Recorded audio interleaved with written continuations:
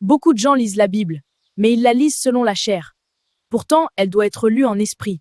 Prenons cet exemple dans la Bible. Jean 14, verset 6. Jésus lui dit « Je suis le chemin, la vérité et la vie. Nul ne vient au Père que par moi. » D'après toi, qu'est-ce que Jésus voulait dire? Personne ne peut entrer au paradis sans accepter ou confesser Jésus-Christ. Et c'est quoi confesser Jésus-Christ? Seigneur Jésus, je reconnais que tu es mort pour moi à la croix. Je t'accepte comme mon sauveur. Je t'aime, tu es tout pour moi. C'est bien, Samuel.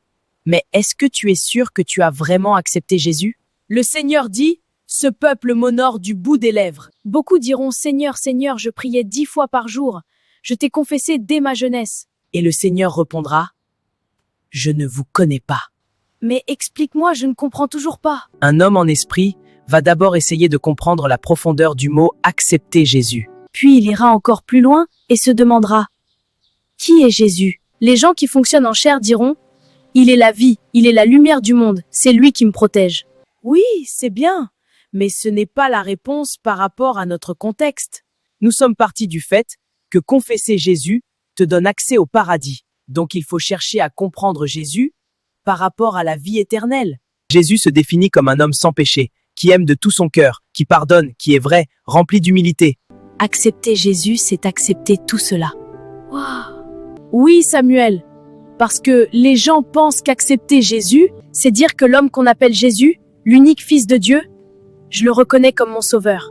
Jésus a dit à la femme samaritaine, dans Jean 4, « Les vrais adorateurs, ce sont ceux qui l'adorent en esprit. » Mais l'heure vient, et elle est déjà venue, où les vrais adorateurs adoreront le Père en esprit et en vérité, car ce sont là les adorateurs que le Père demande. Dieu est esprit, et il faut que ceux qui l'adorent en esprit et en vérité. Tu comprends ça, Samuel? Le juif partait prier dans le temple et le samaritain à la montagne, et tous pensaient adorer Dieu. Mais Jésus leur dit, les vrais adorateurs, ce sont ceux qui l'adorent en esprit. Finalement, c'est quoi? L'adorer ou le confesser en esprit? En fait, Jésus est en train de nous parler de notre cœur quand il parle de l'esprit. Galates 5, verset 22, nous dit que c'est l'amour, la bonté, la paix, le pardon, la tempérance, la vérité et tout ce qui est positif. Donc tu me dis que produire ces œuvres de l'esprit, en réalité, c'est confesser Christ en esprit. Et que confesser physiquement Jésus n'a aucune importance. Zéro importance. Tout simplement parce que Jésus est un esprit. Lui, il ne connaît que l'esprit et non la chair. Penses-tu que Jésus est juste dans la vie des chrétiens parce que tous les jours, ils ont le nom de Jésus dans leur bouche? Jean 14, verset 23. Jésus lui répondit, « Si quelqu'un m'aime, il gardera ma parole, et mon Père l'aimera. » Nous viendrons à lui, et nous ferons notre demeure chez lui. Jésus demeure dans la vie de ceux qui l'ont accepté en esprit. Jésus parle à ton esprit et non à ta chair. Quand est-ce que Jésus parle à ton esprit alors? Très longtemps avant que cela ne se manifeste sur ta chair. Regarde, Dieu dit à Abraham, « Lève-toi, quitte ta famille et va dans le pays que je te montrerai. » Pourtant, Abraham et son père Téra servaient le dieu de Nimrod. Et Dieu se révèle à lui tout d'un coup et lui dit de quitter son pays. Abraham obéit parce que son esprit avait déjà été travaillé et son esprit avait accepté Dieu. Donc sa chair obéit puisque l'esprit a obéi. Donc si on comprend très bien, Abraham servait le dieu de Nimrod, pourtant c'était un esprit qui adorait Dieu. Wow. Retiens ça. Le monde spirituel, c'est l'invisible. Il faut aller là-bas pour voir ce qui se passe. Ma mère a des connaissances qui ont de mauvais comportements, mais en esprit, elles ont déjà complètement changé. Elles ont été tellement transformées que Dieu les utilise même déjà pour aider les autres. Mais pourtant, physiquement, il ne manifeste pas tellement l'esprit. Non, c'est pas vrai. Je te dis la pure vérité. Seul Dieu sait quand il ramène le spirituel dans la chair. Tout dépend de ce qu'il veut faire avec la personne.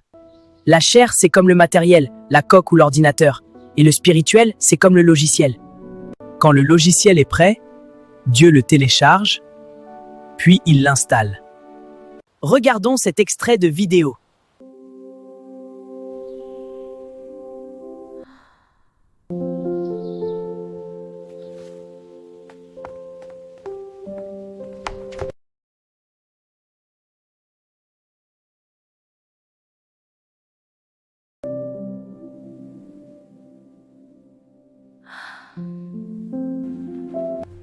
Regarde-moi ce salopard vaurien, fils à maman. Je vous en prie, monsieur, pardonnez-la et n'y prêtez pas attention. C'est Dieu qui montre à ma mère comment il est en train de vouloir transformer l'esprit de son ami. Parce que ma mère prie beaucoup pour elle afin qu'elle change. Et on voit bien que l'esprit de son ami résiste à Dieu. Quand ma mère la prend et l'emmène à l'intérieur, c'est parce que c'est une personne qui aime se faire remarquer. Donc ma mère, par le Saint-Esprit, l'emmène pour qu'elle reste en retrait. Mais quand elle ressort de la maison, cela montre la désobéissance. Puis, dans l'autre vidéo, ma mère marche avec elle pour l'emmener à ne plus chercher les querelles. Et on voit comment ma mère enseigne à son esprit à être humble et conciliant. Donc c'est un recadrage de l'esprit. Et la dame n'est même pas au courant.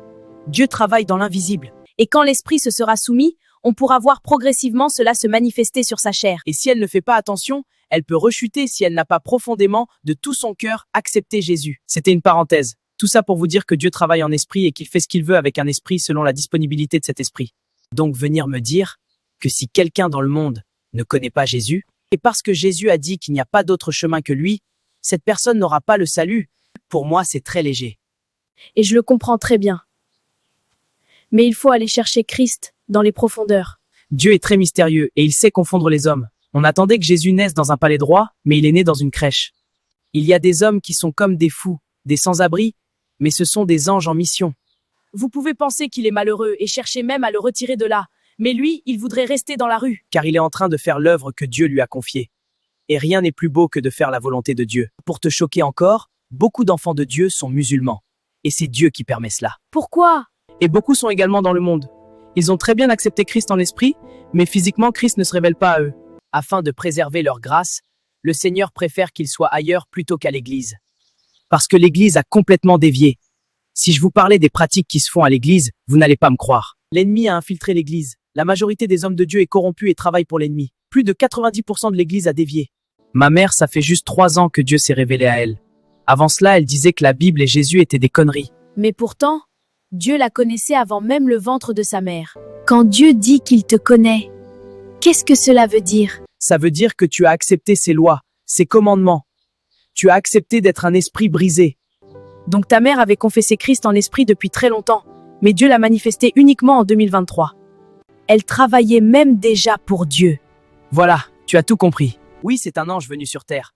Sauf qu'elle ne se souvient pas de son ancienne vie spirituelle. Ça sera trop lourd pour un cerveau humain. Déjà, ce qu'elle reçoit en ce moment lui semble beaucoup, car dès qu'elle ferme les yeux, elle se retrouve dans le monde spirituel. Le Saint-Esprit l'amène partout dans le monde et lui fait voir tellement de choses, passées, futures et présentes. Et je peux te dire que si elle était morte en 2022, elle serait sauvée tant que son esprit demeurait dans l'obéissance. Donc après la mort, tu continues de vivre? La mort est physique, c'est ta chair qui meurt, mais l'homme spirituel ne meurt pas. Il retourne dans son monde. Il a achevé son combat sur terre, mais le combat continue spirituellement en attendant le jugement dernier. Et qu'est-ce qu'ils font là-bas dans le monde spirituel? C'est pas ennuyant? Ils retournent chez les siens. Ils servent Dieu. Certains sont obéissants, d'autres non. Les bons et les mauvais se combattent. Certains sont en captivité, d'autres vont délivrer les autres. Le royaume des ténèbres et le royaume de lumière se font la guerre. Tout cela est régi par Dieu selon une loi spirituelle. Et comment savoir à quel royaume tu appartiens? Dieu parle à tous les esprits. Si tu lui obéis, tu fais partie de la lumière. Dans le cas contraire, tu fais partie des ténèbres. Mais il y a un seuil qui te fait basculer dans les ténèbres. Peut-être un seuil de 60% de négativité? Je ne saurais dire, Dieu seul sait. Mais une chose est sûre, si tu persistes dans la désobéissance, un jour Dieu dira « Bon, j'enlève ma couverture sur toi. » Et là, tu bascules de l'autre côté. Un jour, en songe, j'ai vu mon grand-père qui se lavait. Mon grand-père est mort, il était traditionnaliste et pas très religieux. Ce geste signifie la purification.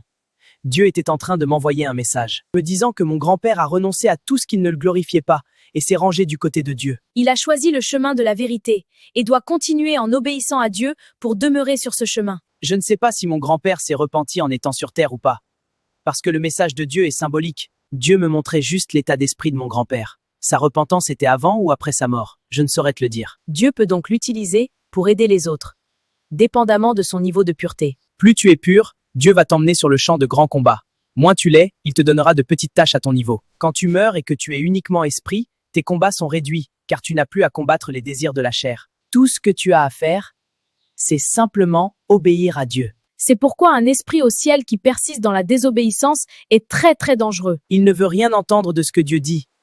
Imagine ce qu'il ferait s'il venait sur terre en forme humaine. S'il réussit à entrer dans un corps, il fera des choses vraiment terribles. D'ailleurs, c'est la raison pour laquelle beaucoup d'esprits impurs veulent absolument posséder des corps. En possédant un corps, ils deviennent encore plus puissants, car ils peuvent agir en même temps dans le monde physique et dans le monde spirituel. Le monde des ténèbres, vraiment, c'est un monde chaotique. Les gens ne cherchent qu'à dominer et faire du mal. Je ne les comprends pas. Bon, revenons sur la terre. Nous appartenons tous à un royaume, et certains ne savent pas concrètement lequel. Il y a des gens qui posent des actes négatifs, mais Dieu est avec eux. parce que leurs mauvais actes ne sont pas le fruit d'une désobéissance volontaire à Dieu, mais plutôt parce qu'ils sont innocemment en captivité, comme Paul ou Gédéon. Et de nos jours, Dieu permet l'ignorance aussi pour préserver certaines grâces du mal. C'est Dieu qui le permet. Et comment savoir que son esprit est dans l'obéissance alors? Vu que tu peux poser des actes négatifs et ton esprit est positif, pour ceux qui ne connaissent pas Christ comme les mondains et les autres religions, cela revient au Seigneur. Lui seul sonde les cœurs et les reins, et connaît quel esprit est vraiment de lui. Quand ma mère était en captivité et ne connaissait pas Dieu, vraiment elle faisait n'importe quoi. Tout le monde disait à ma mère qu'elle est méchante. Même ma grand-mère la trouvait bizarre.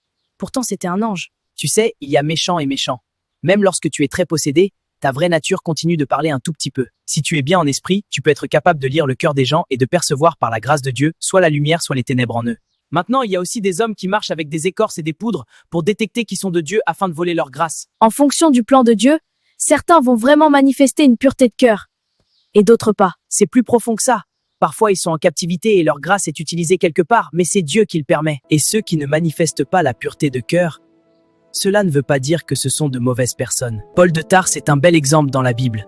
C'était quelqu'un qu'on pouvait qualifier de méchant, mais au fond, il ne l'était pas. Il était en captivité. Et l'ennemi utilisait ce que Dieu avait déposé en lui contre Dieu. Et que dire de ceux qui ont alors entendu la bonne nouvelle? Ils doivent continuer à chercher Christ en esprit. Intercéder pour les autres sans les juger. La Bible dit, les premiers seront les derniers. Ils ont entendu la parole de vérité avant les autres, il ne faudrait pas qu'ils traînent le pas. Ils doivent redoubler d'efforts. S'ils ont vraiment confessé Christ, ça doit se voir sur eux. Mais ce n'est pas le cas. Quand je vois les chrétiens aujourd'hui, ça me fait penser aux pharisiens. Beaucoup récitent la Bible sans la comprendre et ne font pas l'effort de la pratiquer. Alors nous espérons qu'à la sortie de cette vidéo, ils reverront leur confession du Seigneur et que toute la gloire lui revient. Amen.